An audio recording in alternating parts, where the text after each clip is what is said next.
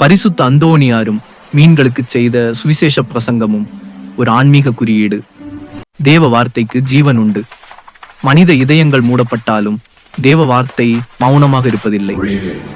தம் செய்தியை உலகில் கொண்டு சேர்க்க தேவன் தமது அனைத்து படைப்புகளையும் கருவியாக்குகிறார். அதுக்கு சிறந்த எடுத்துக்காட்டுதான் பரிசுத்த அந்தோணியார் மீன்களிடம் சுவிசேஷம் செய்த நிகழ்வு.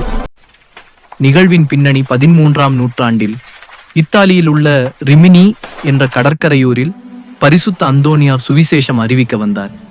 அங்கு சிலர் இயேசு கிறிஸ்துவின் சத்தியத்தை நிராகரித்து அவரை கேலி செய்தனர். யாரும் கேட்க தயாராக இல்லாத போது அந்தோணியார் ஆழ்ந்த துயரத்துடன் தேவனிடம் பிரார்த்தனை செய்தார். கர்த்தாவே, மனிதர்கள் உமது வார்த்தையை கேட்க மறுத்தால் உமது வேறு படைப்புகள் அதை கேட்கட்டும். அவ்வாறு சொல்லிவிட்டு அவர் கடற்கரைக்கு சென்றார். அங்கிருந்த மீன் கூட்டங்களை நோக்கி தம் சுவிசேஷத்தை பிரசங்கிக்க தொடங்கினார்.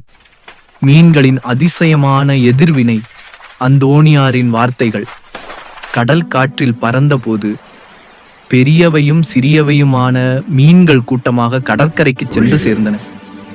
அவை தம் தலைகளை நீரின் மேல் உயர்த்தி வாயை திறந்து அவரின் வார்த்தைகளை கேட்டுக்கொண்டது போல நின்றன. அந்தோணியார் கூறினார், நீங்கள் தேவனுடைய படைப்புகள். அவர் உங்களை நீரில் வாழ வைத்திருக்கிறார். உங்களுக்கு தேவையான உணவையும் வழங்குகிறார். அவரது ஆசீர்வாதத்தால் நீங்கள் வளர்கிறீர்கள்.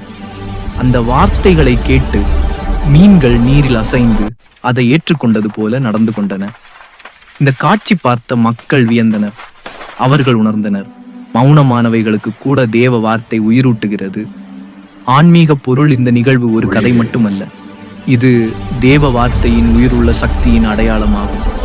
மனிதர்கள் கேட்கவில்லை, ஆனால் படைப்புகள் பதிலளிக்கின்றன. தேவன் மௌனத்திலும் பேசுகிறார். மீன்கள் கடலின் ஆழத்தில் வாழ்கின்றன. அதுபோல தேவ வார்த்தை நம் ஆன்மாவின் ஆழத்திற்குள் இறங்க வேண்டும். வலையில் சிக்காத மீன்கள் வார்த்தையில் சிக்கின.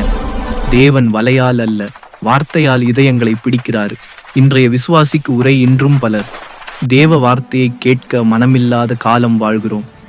தொழில்நுட்பமும் சுயநலமும் நம்மை மூக்கமாக்கும் பொழுது பரிசுத்த அந்தோணியார் நமக்கு நினைவூட்டுகிறார். உன்னை சுற்றியவர்கள் கேட்காவிட்டாலும் உன் ஆன்மா தேவ வார்த்தையின் சத்தத்தை இழக்கக்கூடாது. கடலில் உள்ள மீன்களைப் போல நமது இதயம் அமைதியாக தேவனின் சந்நிதியை உணரட்டும்.